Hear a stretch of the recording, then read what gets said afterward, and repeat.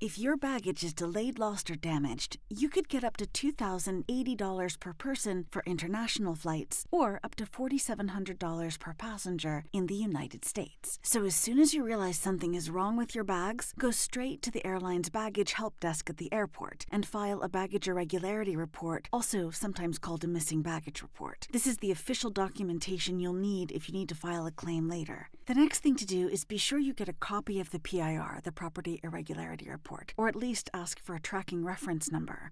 You could use this to monitor your bag status through the airline's website, and also you'll need it later to submit with your claim. Also, check whether the airline can deliver your bag to your hotel or home when it's found. Many times you'll find that they'll do it for free. Now, if you end up buying essentials like clothing and toiletries while your bag is missing, be sure to keep all the receipts and ask for itemized copies whenever possible. If receipts aren't available, take detailed notes with the date, description, and price of each item. Again, you could submit all of this documentation with a claim if you need to get compensated later. Now, once your bag is returned or if it's confirmed lost, you must file a written claim within 21 days in order to get compensated. If you had multiple airlines and connections, file your claim with the airline that operated the last leg of your journey. So, your written complaint, it should be clear and factual. Be sure to include your name, address, flight details, baggage tag numbers, and the exact date and time you received your luggage, if at all. Keep everything very professional and try to avoid emotional language like, "My trip was ruined," even though it might have been. And very importantly, be sure to include a copy of your baggage irregularity report, your itinerary, boarding passes, and baggage tags, a list of all your expenses with receipts, and even a sworn affidavit for any expenses that you didn't have receipts for. And never ever send original documents to the airline.